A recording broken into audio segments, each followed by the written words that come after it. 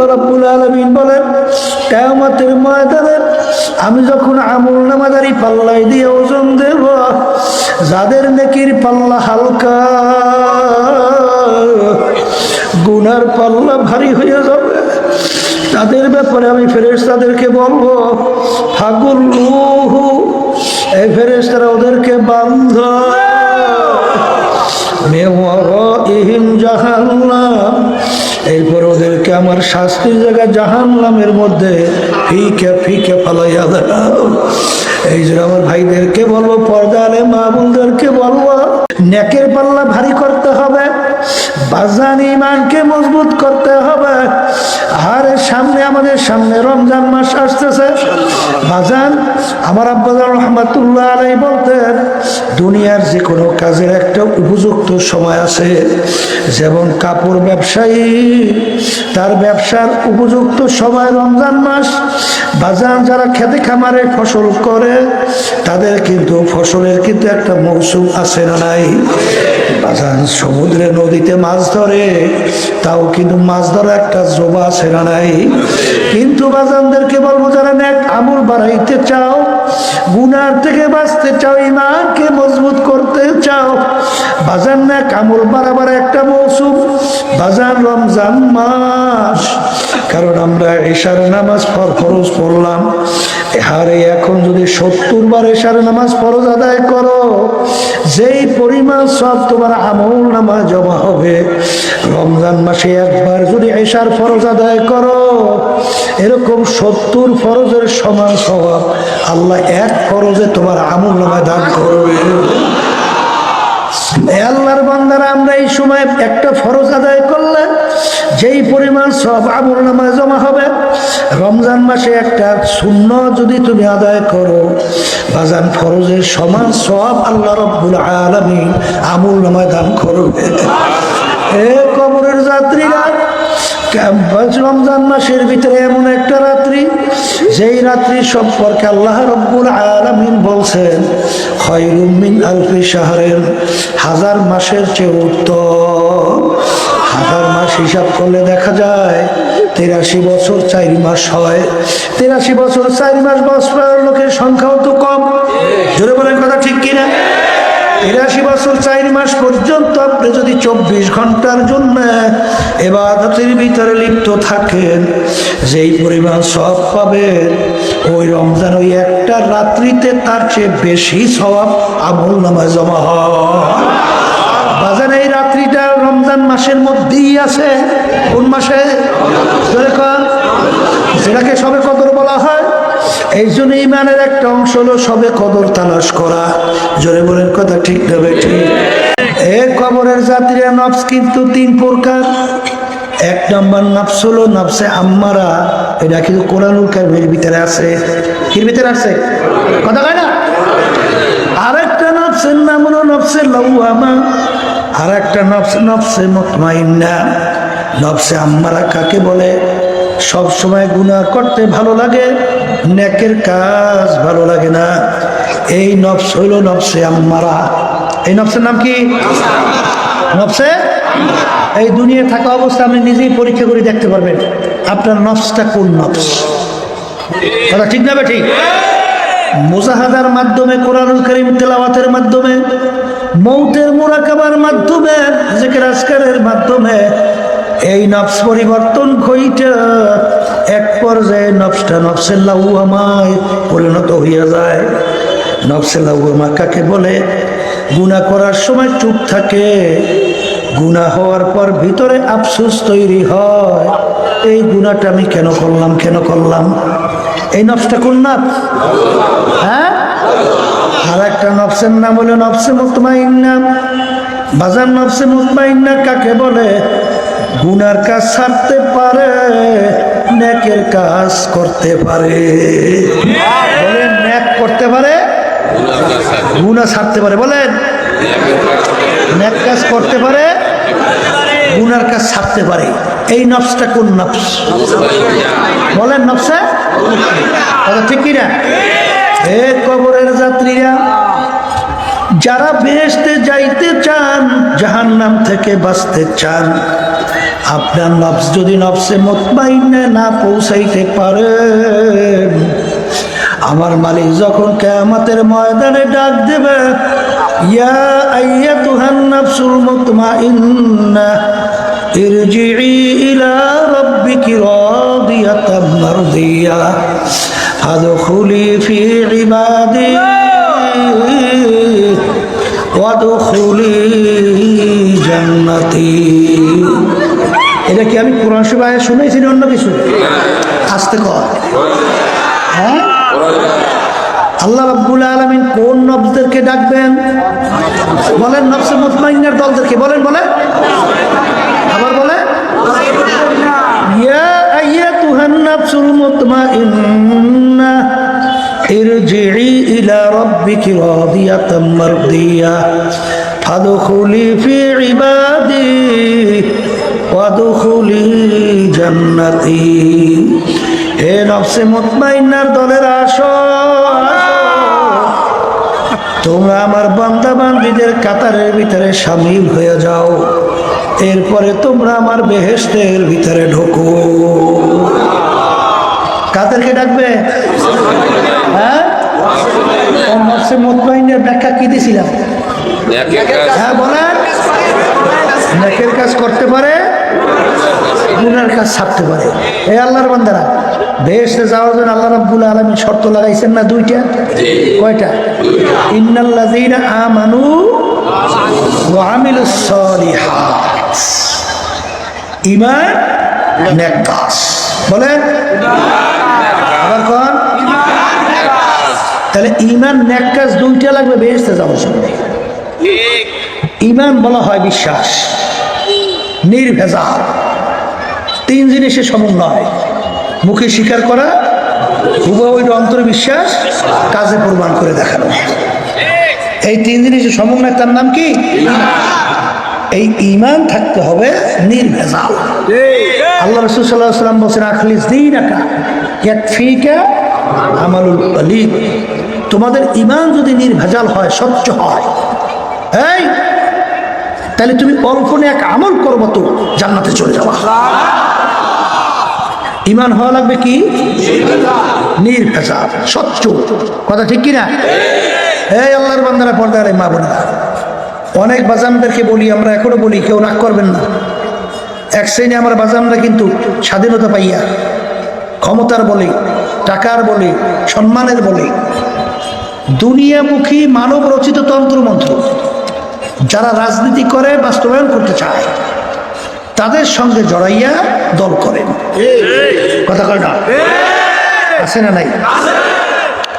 শোনেন, আমার বাজানদেরকে বলছি, আল্লাহ রাব্বুল আলামিন বলেছেন, ওয়াজতানিবুত তাগুত, তোমরা তাগুত থেকে পরহেজ করো, তাগুত থেকে বাইচে। হ্যাঁ, তাগুত কাকে বলে? মানব রচিত তন্ত্র মন্ত্র, কুফরি, তাগুতের ভিতরে একটা বড় তাগুত। কথা ঠিক কিনা? তাদের সঙ্গে আপনি জড়াইয়া দল করে, ঠিক না? দল করার পরে এখন আমার বাজানদেরকে বলবো যে আপনারা নফসে ওই ঈমানকে মজবুত না কইরা আর নেক আমল না কইরা যদি বেহেশত থেকেও যাইতে চান, তাহলে কোনোদিন যাওয়া যায়? তাহলে কোরআনুল কারীম আয়াত উল্টো হয়ে যায় না? এটা কোনোদিন যাওয়া যায়? তাহলে ঈমানকে নির্ভেজাল করতে হবে, নেক আমল করতে হবে। আর ঈমান নির্ভেজাল বলছিলাম যে ঈমানের ভিতরে কোনো থাকতে পারবে না, ভেজাল থাকতে পারবে না। যেমন আমরা যখন কালিমা পড়ছি, কি বলছি? লা ইলাহা ইল্লাল্লাহ, লা মাকসুদা ইল্লাল্লাহ, লা মাতলুবা ইল্লাল্লাহ, লা মাহবুবা ইল্লাল্লাহ, লা মাশউকা ইল্লাল্লাহ, লা ইলাহা ইল্লাল্লাহ। কথা ঠিক না বেঠিক? এই ঈমানকে নির্ভেজাল আমরা বলছি যে সমস্ত ক্ষমতার মালিক কাকে বলছি? এটা ঈমান না? আচ্ছা ভাই, এটা ঈমান না? আইন দেওয়ার মালিক কাকে বলছি? আল্লাহকে। ঈমান না? কিন্তু কেউ যদি মনে করে আইন দেওয়ার মালিক জনগণ, ঈমান কি ভেজাল না নির্ভেজাল? সর্বনাইতে মনে আছে একটা ছেলে আমাদের খুব মহব্বতী পরিচয়, এই আওয়ামী লীগ করে, এখন ওয়াইসে আমাকে বলতেছে, হুজুর আমরা তো সব বিষয়ই আল্লাহকেই আমরা সব বিষয় তার হুকুম অনুযায়ী চলি মানি, কিন্তু হুজুর রাষ্ট্র পরিচালনার ব্যাপারে আমরা একটু এই নিয়মটা মানি, এতে কোনো অসুবিধা আছে? আমাকে বলতে আছে। আমি বললাম যে অসুবিধা আছে কি, শোনো, ইমান থাকবে না। বলে থাকি, বলে সব বিষয়ে আমার আল্লাহ পারে, আর রাষ্ট্র পরিচালনার ব্যাপারে আমার আল্লাহ অপারক। কথা বুঝেন নাই? বুঝে গেছে ওর কথা অনুযায়ী আল্লাহ রাষ্ট্র পরিচালনার ব্যাপারে অপারক, কথা কয় না। ইমানটা থাকবে, ইমান থাকবে। এই জন্য আমার ভাইদেরকে বলবো, ইমান হওয়া লাগে নির্ভেজাল। কি এই যে প্রচলিত গণতন্ত্র যেটা বিএনপি লালন করে, government of the people, by the people, for the people, এক কথায় বুঝতে চায় সমস্ত ক্ষমতার মালিক বলে জনগণ। এইটা বিএনপি কিন্তু এটা বাস্তবায়ন করতে চায়, আওয়ামী লীগ এইটা বাস্তবায়ন করতে চায়, জাতীয় পার্টি এইটাই বাস্তবায়ন করতে চায়। কথা ঠিক কি না? আর আমরা মুসলমান কি বলি? বাইদা আল্লাহ, ফরদা আল্লাহ, অব্দা আল্লাহ। সমস্ত ক্ষমতার মালিক আল্লাহ, আইন দেওয়ার মালিক আল্লাহ, সব কিছুর মালিক আল্লাহ। কথা ঠিক কিনা? এই জন্য আর বাজারদারকে বলবো, আগে ইমানকে নির্ভেজাল করেন, তাইলে নামাজ পড়ছে তো কাজে লেগে যাবে, রোজা রাখছেন তো কাজে লেগে যাবে। ভালো কাজ কাজে লাগার জন্য ইমান স্বচ্ছ হওয়া লাগবে, নির্ভেজাল হওয়া লাগবে। আবু তালেবের চেয়ে আল্লাহর হাবিবের সবচেয়ে বেশি সহযোগী, তাকে সবচেয়ে বেশি প্রহরা দিয়ে লালন পালন করা দ্বিতীয় কেউ আছে? কন্ত আছে কিনা? আবু তালেব বেহেশতে যাবে না? যাওয়ার কারণটা কি? ইমান না থাকার কারণে তার আমলের কোনো মূল্য না। এক শ্রেণী আমার বাজানরা কিন্তু কোন লাইনে আছেন, কোন পথে আছেন আল্লাহ ভালো জানে। কারণ আমরা ভুল বুঝছি না, আপনারা ভুল বুঝছেন তাও জানি না। ওদিকে নামাজ পড়ে কখনো ডাক পড়াইছেন, ওদিকে হাজির হয়ে আসছেন, ওদিকে তাসবিহ মাওলা জিকির করেন, আর মানব রচিত কুফরি তন্ত্রমন্ত্র আপনি লালন করেন, সেইটির সাথে জড়াই আপনি দল করেন, তারপর সেইটি আপনি বাস্তবায়ন করবেন, তাহলে আপনার নামাজের মূল্যটা কি আছে? এই রোজার মূল্যটা আপনার কি আছে? সর্বক্ষেত্রে আপনার আইন দেওয়ার মালিক মনে করতে হবে আল্লাহ, ক্ষমতার মালিক আল্লাহ। এই জন্য আল্লাহ রাব্বুল আলামিন কোরআন কারিমে বলেন নাই, কি বলছেন? ওয়ামান লাম ইয়াহকুম বিমা আনজালাল্লাহ ফাউলাইকা হুমুল কাফিরুন ফাউলাইকা হুমুজ জালিমুন ফাউলাইকা হুমুল ফাসিকুন। যারা আমার নীতি আদর্শ অনুযায়ী রাষ্ট্র পরিচালনা করবে না, ওরা কাফের, ওরা জালেম, ওরা ফাসিক।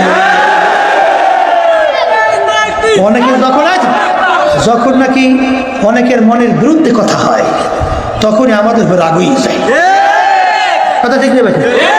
আচ্ছা, আমি যে এই আয়াত শুনলাম, এই আয়াতটা কি না কোনো মোল্লা মৌলবী আলেমের মুফতি? এটা কি আয়াত ঠিক আছে কি? অর্থ ঠিক আছে কি? বলছে কে? আল্লাহ বললে তুমি রাগারাগি করলে আল্লাহর সঙ্গে করতে পারো না? হ্যাঁ, আমাদের সঙ্গে রাগ করে নাহলে বলো হুজুর ভুল বলছে। নাউজুবিল্লাহ, আমরা ভুল বলছি? এই আলেমদের দায়িত্ব কি? হ্যাঁ, আল উলামা ওয়ারাসাতুল আম্বিয়া, উলামায়ে কেরাম হলো আমার নবীর প্রতিনিধি। নবী কিন্তু নাই, কোনোদিন আসবে না। কিয়ামত পর্যন্ত আল্লাহর হাবিব সাল্লাল্লাহু আলাইহি ওয়াসাল্লাম যা কিছু নিয়ে আসছেন, কিয়ামত পর্যন্ত উলামায়ে কেরাম সেইটা সবাই কাছে দাওয়াত পৌঁছাইতে থাকবে। এই জন্য দেখবেন উলামায়ে কেরাম বলেন, ওমা আলাইনা ইল্লাল বালাগ, আমাদের দায়িত্ব কর্তব্য তোমাদের কাছে পৌঁছানো, মানো বা না মানো এটা বুঝবা তোমরা মালিকের সঙ্গে। এ আল্লাহর বান্দারা, পর্দারে মা বোনেরা, ইমানকে মজবুত করা লাগবে, নেক আমল করা লাগবে। বাজান, নেক আমল কাকে বলে? সবসময় মনে রাখেন, প্রত্যেক নামাজের ভিতরে আমরা পড়ি ইহদিনাস সিরাতাল মুস্তাকিম। হে আমার মালিক, আপনি আমাকে সিরাতাল মুস্তাকিম দেখান, সিরাতাল মুস্তাকিমে চালান। সিরাতাল মুস্তাকিম কোনটা? আল্লাহ রাব্বুল আলামিন বলেন সিরাতাল্লাযীনা আন'আমতা আলাইহিম, সেই পথে চলার পরে আপনার পক্ষ থেকে যাদের উপরে নেয়ামত বর্ষিত হয়েছিল তাদের পথে আমাদেরকে চালান। কাদের উপরে আল্লাহর নেয়ামত বর্ষিত হয়েছিল? অন্য আয়াতের ভিতরে আল্লাহ রাব্বুল আলামিন তাদের পরিচয় দেয়, মিনান নাবিয়িনা ওয়াস সিদ্দিকিনা ওয়াস শুহাদাই ওয়াস সালিহিন ওয়া হাসুনা উলাইকা রফিকা। নবীদের পথ, সিদ্দিকীনদের পথ, শুহাদায়ে কেরামদের পথ, কিয়ামত পর্যন্ত তাদের ধারাবাহিকতায় আল্লাহওয়ালা দিনদার তাদের পথ। জোরে বলেন কথা ঠিক কিনা? এখন বাজানদেরকে বলবো, নবীদের আমল, সিদ্দিকীনদের আমল, আমল মানে কাজ, আমল মানে এই সাহেব শুহাদায়ে কেরামদের আমল, নেককার পরহেজগার, কিয়ামত পর্যন্ত তাদের ধারাবাহিকতায় আমল। এই কাজ হলো নেক কাজ। জোরে বলেন কথা ঠিক না ঠিক? মন চাইলে যে কোনো আমল করলে কিন্তু নেক আমলের ভিতরে পড়বে না। এই জন্য আমার ভাইদেরকে বলবো, পর্দা আলে মা বোনদেরকে বলবো, নেক আমল বাড়াও, ইমানকে মজবুত করো, তারপর দুনিয়া থেকে বিদায় নিয়ে কবরে রওনা করো। আমি প্রথম তোমাদের সামনে আয়াত শরীফ তেলাওয়াত করছিলাম। আল্লাহ রাব্বুল আলামিন কিয়ামতের ময়দানে প্রত্যেকটা মানুষের আমলনামা দাড়ি পাল্লায় দিয়া ওজন দেবে। আল্লাহ রাব্বুল আলামিন বলেন, যাদের নেকির পাল্লা ভারী হবে, গুনার পাল্লা হালকা হবে, তাদের জন্য আমি ঘোষণা করলাম বেহেশত। আল্লাহ আপনি আমার জন্য, আমাদের সবার জন্য কবুল করেন। আল্লাহ রাব্বুল আলামিন বলেন, কিয়ামতের ময়দানে আমি যখন আমলনামা দাড়ি পাল্লায় দিয়ে ওজন দেব, যাদের নেকির পাল্লা হালকা, গুনার পাল্লা ভারী হয়ে যাবে, তাদের ব্যাপারে আমি ফেরেশতাদেরকে বলবো, ফাগুল্লুহু, এই ফেরেশতারা ওদেরকে বান্ধ, মিওয়ারাইহিম জাহান্নাম, এরপর ওদেরকে আমার শাস্তির জায়গা জাহান্নামের মধ্যে ফিকে ফিকে ফালাইয়া দাও। এই জন্য আমার ভাইদেরকে বলবো, পর্দা আলে মা বোনদেরকে বলবো, বাজান সাহাবায়ে কেরামদের আমল, বাজান নেক আমল কোনটা বোঝা লাগবে, সেই অনুযায়ী নেক আমল বাড়াইতে হবে। অনেকে বলেন, হুজুর আমরা তো আলেম না, বুঝি না। আসলে কিন্তু বোঝে, কিন্তু ওই যে নফসের খোরাক কেউ পায়, আবার বেহেশতেও যায়, এই জন্য বোঝে না। বলেন কথা ঠিক কিনা? কিন্তু যখন বাজারে যায়, বাজারে যাওয়ার পরে মাছ কেনার সময় ইলিশ মাছটা গালি উঠাইয়া দেখে ইলিশ মাছটা পচা না ভালো। চাউল কেনার সময় মুখের ভিতরে দিয়া চিবাইয়া দেখে চাউল নরম না শক্ত। নাকের কাছে ঘেরান নিয়ে দেখে ভালো না মন্দ। তৈল করার সময় হাতের ভিতরে ডলা দিয়ে ঘেরান নিয়ে দেখে তৈলের ঘেরান 1 নম্বর না 2 নম্বর।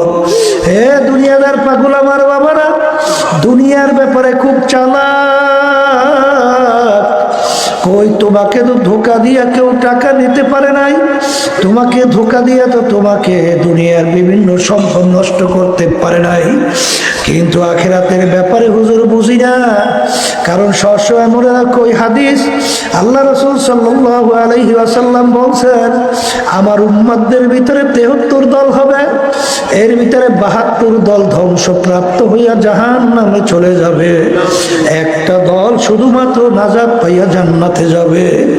আল্লাহর হাবিব বলেন, মা আনা আলাইহি ওয়া আসহাবি, আমি এবং আমার সাহাবারা যেই পথ, যেই মত, যেই নীতি আদর্শ সুরা, যেই সিরাতের মধ্যে আছি, যারাই থাকবে তারাই নাজাত পাইয়া জান্নাতে চলে যাবে।